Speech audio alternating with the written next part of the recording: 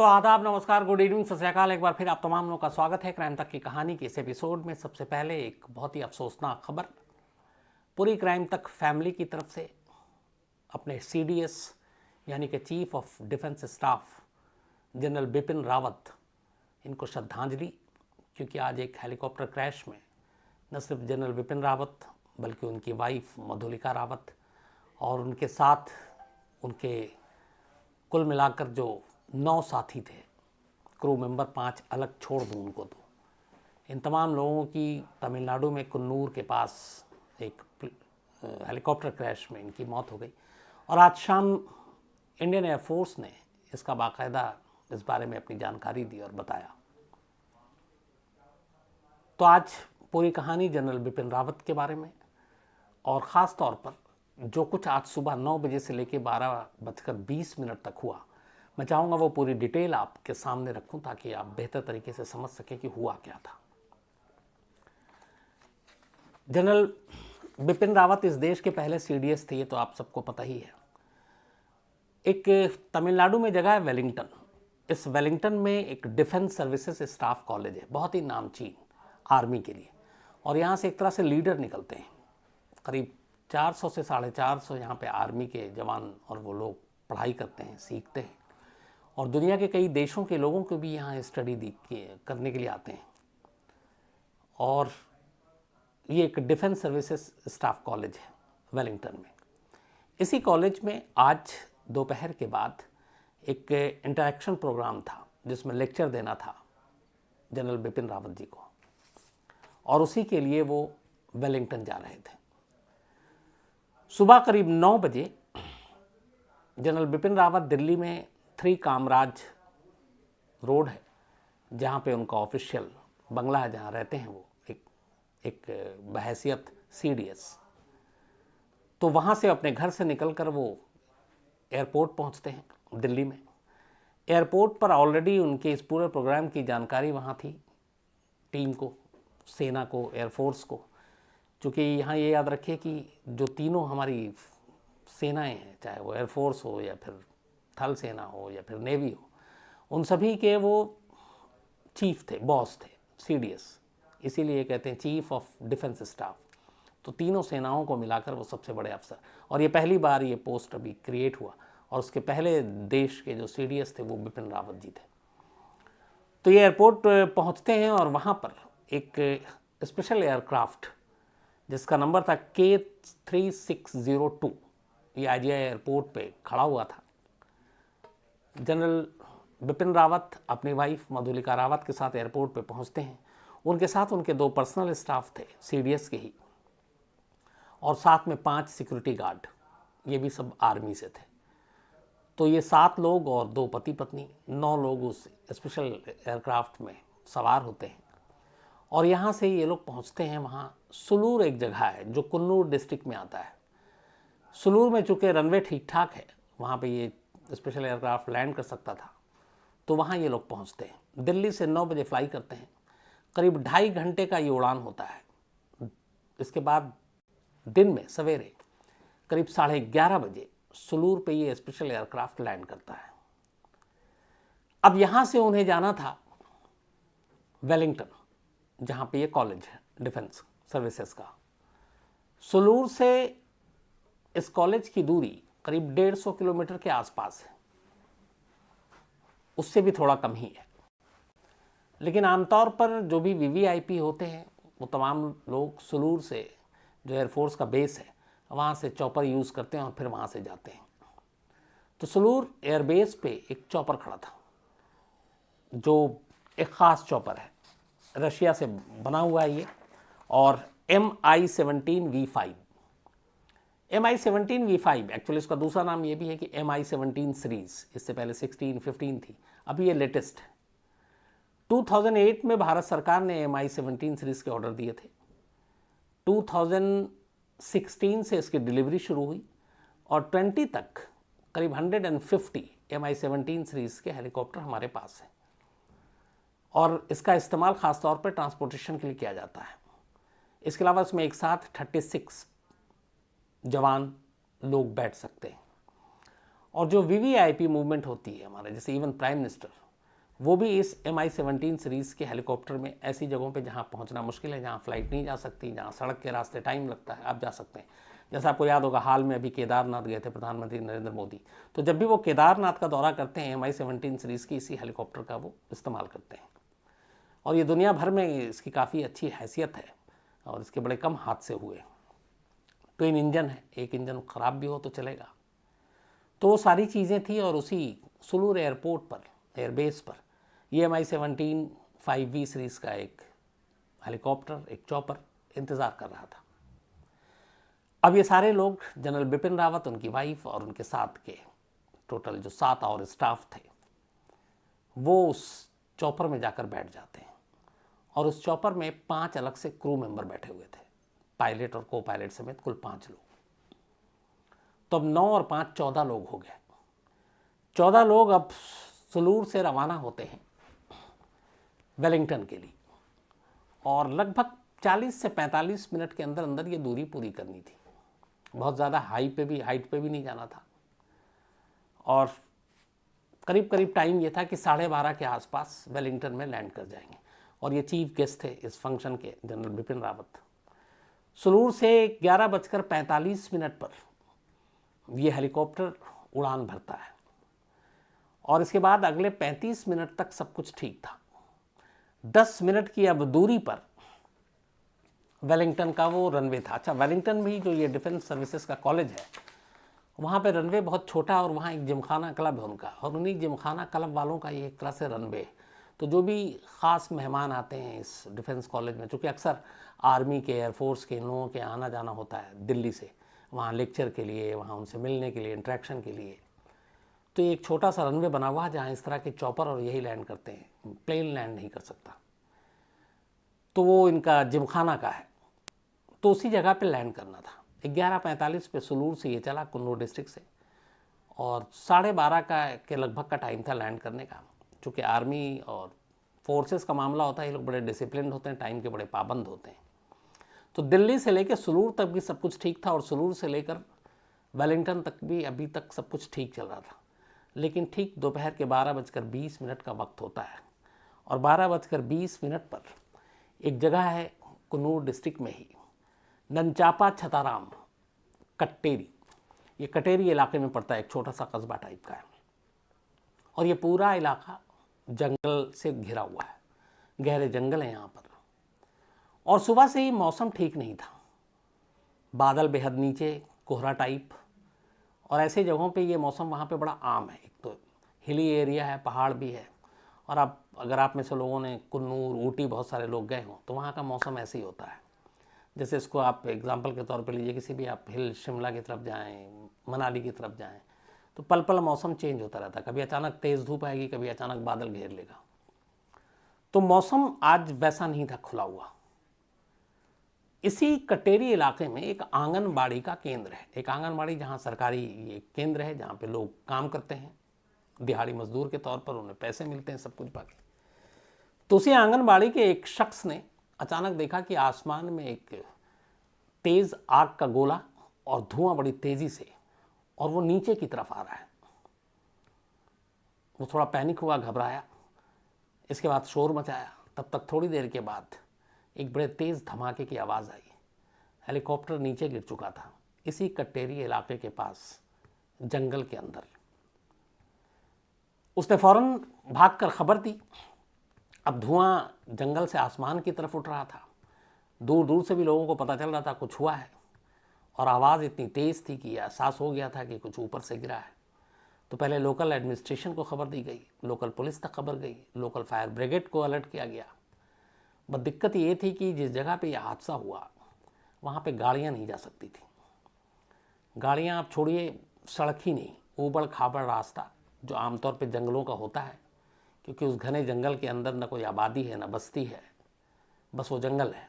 हाँ, जंगल के कुछ इधर उधर कुछ मकान ज़रूर बने हुए हैं, कुछ और चीज़ें हैं, लेकिन जहाँ पे ये हादसा हुआ, जहाँ पे ये चॉपर गिरा, वो सिर्फ एक ऐसा इलाका था जो पथरीला भी इलाका है, ऊबड़ खाबड़ रास्ते हैं, बस सड़क नहीं है। अब वहाँ पैदल ही जाना है। किसी तरह लोकल एडमिनिस्ट्रेशन तक को पता चला, वो लोग भागते हुए आते हैं। अब वहाँ तक पहुँचने में भी टाइम लगेगा, क्योंकि मुश्किल है रास्ता। इस बीच में उधर जो अपनी एयरफोर्स थी सुलूर की, उसका कांटेक्ट इस हेलीकॉप्टर से टूट जाता है, तो उन्हें भी लगता है कुछ गड़बड़ हो गया। तब तक खैर कुछ देर के बाद गांव के लोग वहां पे पहुंचते हैं और देखते हैं कि एक हेलीकॉप्टर है, उसमें से तब भी आग की लपटें उठ रही हैं और वहीं आसपास में कुछ लोग पड़े हैं, वो भी जले हुए हैं। फिर चॉपर की कुछ निशानियां थी, उसको देख के समझ में आ गया था कि ये आर्मी का है। फिर लोकल एडमिनिस्ट्रेशन आर्मी को खबर करती है कि आपका एक हेलीकॉप्टर यहाँ गिरा है। ये बात सुलूर एयरबेस तक पहुँचती है। एयरफोर्स को मालूम था कि इस चॉपर में कौन लोग हैं। इस देश का सबसे बड़ा अपने फोर्सेस का अफसर, कायदे से सीडीएस से बड़ा अफसर अपने देश में, सेना में कोई नहीं है, चाहे वो एयरफोर्स हो या आर्मी हो या नेवी हो, क्योंकि इन तीनों के बॉस थे वो। तो इधर वेलिंगटन में भी ये खबर पहुंच जाती है। वेलिंगटन चूँकि आर्मी का सेंटर है, दोनों जगह से, सुलूर से और वेलिंगटन से, अब आर्मी के लोग, एयरफोर्स के लोग भागते हैं, मौके पे पहुंचते हैं। इधर इस दौरान दिल्ली में भी खबर आती है, बट अभी तक कुछ पता नहीं क्या हो रहा है। थोड़ी देर में चेन्नई तक भी ये खबर पहुंचती है। वहाँ के चीफ मिनिस्टर स्टालिन जो तमिलनाडु के हैं, वो फ़ौरन इत्तेफाक से उनके जो वन मंत्री थे, फॉरेस्ट मिनिस्टर, वो वहीं कहीं आसपास में थे, उनको वो कहते हैं कि आप स्पॉट पे जाइए। वन मंत्री स्पॉट पे पहुंचते हैं और वो पहले शख्स थे जो इस हादसे की एक तरह से गवर्नमेंट के लेवल पे ऑफिशियल जानकारी देते हैं। और उस वक्त जब वो पहुंचे तब उन्होंने कहा कि 4 लाशें हमने देखी हैं, बाकी क्रिटिकल हैं और कुछ लोग मिसिंग हैं, उनको ढूंढ रहे हैं। क्योंकि चॉपर जब गिरा तो कुछ लोग इधर से उधर भी गिरे। उसके बाद दिल्ली में ये पता चली, फ़ौरन डिफेंस मिनिस्टर राजनाथ सिंह, उन्होंने नरेंद्र मोदी से बात की, उन्हें डिटेल दिया, बट उस वक्त तक भी इंतज़ार कर रहे थे कि क्या है खबर। फिर यहाँ से एयरफोर्स के जो अपने चीफ हैं उनको कहा गया कि आप स्पॉट पे जाइए, उनको सुलूर भेजा गया दिल्ली से। राजनाथ सिंह जी खुद इसके बाद जनरल बिपिन रावत के घर 3 कामराज पहुँचे रोड। घर पे उनकी बेटी है। जनरल बिपिन रावत की 2 बेटियां हैं, एक बेटी की शादी हो चुकी, एक दिल्ली में ही वो वकील हैं और उनकी अभी शादी नहीं हुई है। अब इस दौरान में पूरी जानकारी भी वहाँ से आने में मुश्किल और दुश्वारी ये थी कि जंगल और पहुँचना मुश्किल, रिलीफ वहाँ तक पहुँचना मुश्किल, लेकिन आसपास के लोकल हॉस्पिटल को अलर्ट पर रखा गया और डॉक्टरों की टीम बाकी जगहों से भेजी गई। उधर अपनी आर्मी की सारी टीम थी। खबर आई कि दोपहर करीब 3:30 बजे डिफेंस मिनिस्टर पार्लियामेंट में ये पूरी रिपोर्ट रखेंगे कि ये हादसा क्या हुआ। और उस वक्त तक पूरा देश ये जानना चाह रहा था, क्योंकि अब खबर आग की तरह फैल गई थी कि हमारे सीडीएस जनरल बिपिन रावत उस चॉपर में थे और उनकी वाइफ। तो ये कोई खबर नहीं आ रही कि उनके साथ क्या हुआ। और पहले गिनती आ रही है कि 4 मरे, फिर 7 की बारी आई, फिर शाम होते होते कहा गया 11 हैं, 3 क्रिटिकल हैं। फिर उसके बाद आया कि 13 लाशें मिल चुकी हैं, 1 क्रिटिकल है। तब तक वहाँ जितनी मदद हो सकती थी की जाने लगी। फिर एयरफोर्स के जो अपने चीफ हैं वो पहुँचते हैं वहाँ, वो जाकर पूरे हालात का जायज़ा लेते हैं और फिर वो वहाँ से दिल्ली को खबर देते हैं। तब यहाँ खबर मिलती है डिफेंस मिनिस्टर को और उसके बाद एयरफोर्स पहली बार शाम 6:05 पर ऑफिशियली अनाउंस करती है कि हमारे सीडीएस यानी कि chief of defence service general Bipin Rawat इस दुनिया में नहीं रहे। साथ ही उनकी वाइफ मधुलिका रावत जी की भी मौत हो गई और 13 लोगों की अभी तक मौत की खबर है, 1 क्रिटिकल बताया जा रहे हैं। लेकिन दुश्वारी ये थी और जो लेट हुआ, डिले हुआ बताने में, करीब हादसे के 6 घंटे बाद, उसकी एक वजह है। खबर ये आ रही है सुलूर से कि जितने भी लाशें मिली हैं वो इस कदर जल चुकी हैं, इस कदर झुलस चुकी हैं कि किसी की शिनाख्त यानी कि आइडेंटिफाई करना उनको मुश्किल है। किसी को आप पहचान ही नहीं सकते। तो सिर्फ उसका एक ही रास्ता बचा है और वो है डीएनए। तो इस वजह से भी पहले, क्योंकि गवर्नमेंट की भी जिम्मेदारी है, पहले फैमिली को बताना, फिर ये कि कंफर्म करना और हर तरह से कंफर्म करना, तो वो सारी चीज़ें कंफर्म करने के बाद शायद इसीलिए 6 घंटा लगा और शाम 6:05 पर ये अनाउंस किया गया। तो उसके बाद अब सारे लोगों की शिनाख्त जो है वो डीएनए के ज़रिए होगी, क्योंकि जैसे मैं आपको बता रहा हूँ मुश्किल यही आ रही थी कि लाश को कैसे आइडेंटिफाई करें। चॉपर में आग लग चुकी थी और उसके बाद यह हादसा हुआ। तो अब एक मुश्किल ये है, लेकिन करना पड़ेगा शिनाख्त और वो डीएनए के ज़रिए हो जाएगा। दूसरा अब यह है कि तमाम जो बॉडीज़ हैं उनको दिल्ली लाने की तैयारी की जा रही है। प्राइम मिनिस्टर से लेकर प्रेसिडेंट बाकी जितने भी इस देश के तमाम अक्रॉस द पार्टी लाइन सभी राजनीतिक दलों के नेताओं के स्टेटमेंट आए, सभी को शौक।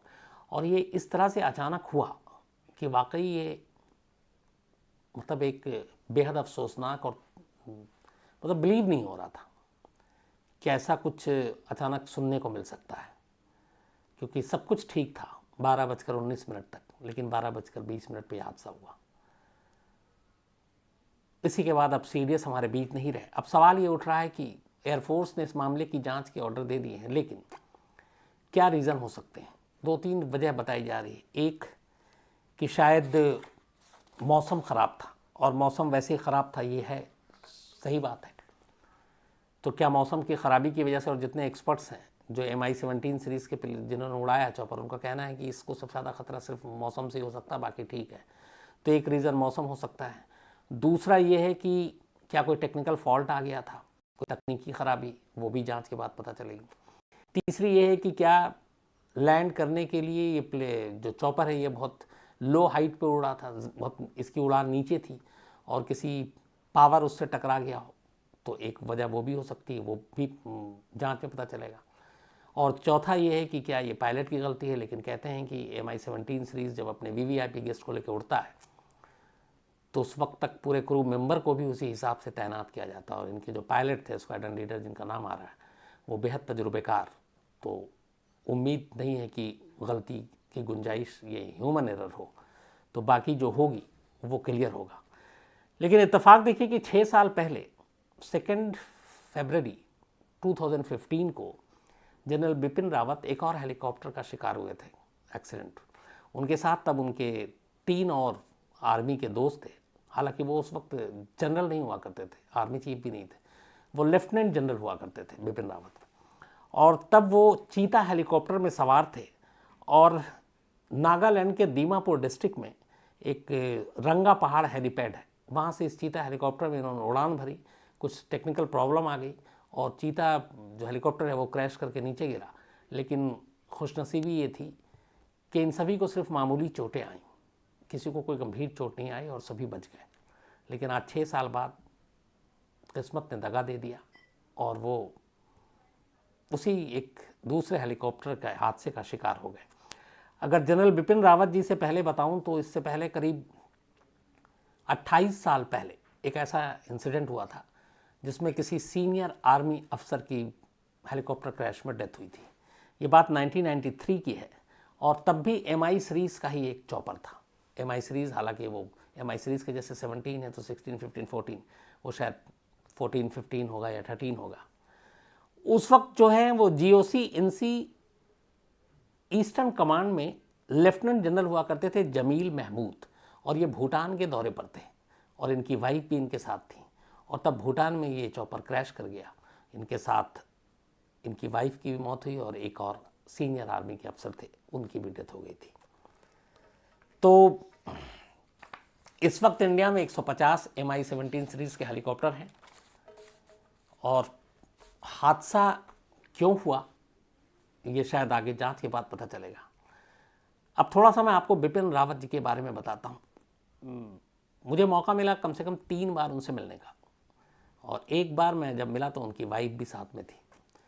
मतलब एक आर्मी अफसर, एक आर्मी चीफ, और उसके बाद इतना डाउन टू अर्थ, मिलनसार, बात करने के लहजे से भी आप देखें तो मतलब बड़े कम लोग होते हैं जिनसे आपको मिलके खुशी लगती है। और ये फिर डर चला जाता है कि अरे आर्मी अफसर को हम लोग वैसे भी हम लोग सोचते हैं इतना कड़क, और ये पता नहीं क्या, कैसा मूड, कैसा मिजाज, लेकिन बिल्कुल एकदम आम जैसे इंसान वैसी बातचीत, प्यार से कंधे पे हाथ रख के बात करना। तो वो तीनों मुलाकात मुझे हमेशा याद रहेगी। मुझे उम्मीद नहीं थी कि आज मुझे उनके बारे में सब कहना पड़ेगा। करीब 43 ईयर्स बैक, 43 साल पहले, 16 दिसंबर 1978 को बिपिन रावत ने इंडियन आर्मी ज्वाइन किया था, 16 दिसंबर 1978 को। और तब उनकी भर्ती हुई थी गोरखा राइफल की 5वीं बटालियन में। ये उनकी करियर की शुरुआत थी। और इनकी जो पैदाइश है, जन्म है, ये 16 मार्च 1958 को बिपिन रावत का जन्म हुआ था उत्तराखंड में। और ये पौड़ी गढ़वाल डिस्ट्रिक्ट में बड़ा फेमस है उत्तराखंड का। और एक चीज़ ये भी कहते हैं, जो आप जनरल बिपिन रावत कहते हैं कि ये जो रावत जो है ये एक तरह से मिलिट्री टाइटल जो राजपूतों को गढ़वाल के शासकों ने दिया था। और जनरल बिपिन रावत के फादर जो है वो भी सेना में थे और उनका नाम लक्ष्मण सिंह रावत, और सेना के लेफ्टिनेंट जनरल के पद से रिटायर हुए। बहुत बड़ा ये पद होता है। और ख़ुद लेफ्टिनेंट जनरल बिपिन रावत 2015 तक थे। इन्होंने देहरादून के कैम्ब्रिन हॉल स्कूल से अपनी पढ़ाई की शुरुआत की। फिर ये शिमला गए और शिमला के सेंट एडवर्ड स्कूल में पढ़ाई की। फिर उन्होंने इंडियन मिलिट्री एकेडमी देहरादून का जो फेमस, वर्ल्ड फेमस, वहाँ से इन्होंने पढ़ाई की। और एक बार इन्हें स्वॉर्ड ऑफ द ऑनर भी मिला इसी IMA में उनको। और फिर हायर एजुकेशन के लिए अमेरिका गए, अमेरिका में पढ़ाई की। फिर वहाँ से वापस लौटने के बाद इन्होंने मद्रास यूनिवर्सिटी से डिफेंस स्टडीज़ की पढ़ाई की। फिर MPhil किया, फिर मैनेजमेंट में डिप्लोमा लिया, फिर कंप्यूटर का दौर आया तो कंप्यूटर स्टडीज़ में भी डिप्लोमा लिया।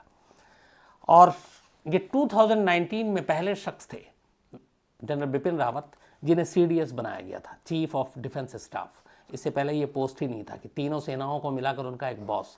2019 में जब ये रिटायर हुए थे सेना अध्यक्ष के पद से तब।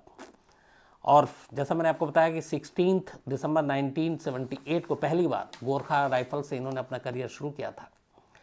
31 दिसंबर 2016 को इनको इंडियन आर्मी का हेड बनाया गया था, थल सेना अध्यक्ष। और तब उस वक्त 2 और थे दावेदार इस पोस्ट के लिए और वो उनसे सीनियर थे। लेकिन इनकी काबिलियत, इनकी महारत को देखते हुए, इनके जुझारूपन को देखते हुए तब सरकार ने 31 दिसंबर 2016 को जनरल बिपिन रावत को भारतीय सेना का अध्यक्ष बनाया था। परम विशिष्ट सेवा मेडल, उत्तम युद्ध सेवा मेडल, अति विशिष्ट सेवा मेडल, युद्ध सेवा मेडल, सेना मेडल, सारे इनाम भरे पड़े हुए हैं इनके नाम पर। और हाल में आपको याद होगा जो सर्जिकल स्ट्राइक हुआ था उसमें कहते हैं कि एक दिमाग बिपिन रावत का भी था पूरी प्लानिंग और बाकी चीज़ों में। और इन्होंने उस सर्जिकल स्ट्राइक में एक बहुत बड़ा रोल प्ले किया था। करगिल युद्ध में जनरल बिपिन रावत का एक बहुत बड़ा रोल था जिसको हमेशा याद रखा जाएगा। जो इनकी वाइफ मधुलिका रावत ज़्यादातर हमेशा साथ रहती थी। और एक हमारे यहाँ एक कस्टम है, वो ये है कि जो हमारा आर्मी का हेड होता है, थल सेना अध्यक्ष, तो उनकी वाइफ जो होती हैं वो हमेशा बड़े फंक्शनों में तो साथ रहती हैं, लेकिन साथ में एक और चीज़ है, army wife welfare association AWWA, उसकी वो हमेशा अध्यक्ष होंगी। जो अपने आर्मी के चीफ होंगे उनकी वाइफ। तो मधुलिका रावत भी इस वक्त आर्मी वाइफ वेलफेयर एसोसिएशन की प्रेसिडेंट थी। और जितने भी लोग जो अपने जवान हैं, जो शहीद होते हैं, उनकी विधवाओं की जिम्मेदारी, उनका ख्याल रखना, उनकी देखभाल करना, ये सारी चीज़ें इनके ज़िम्मे आती हैं।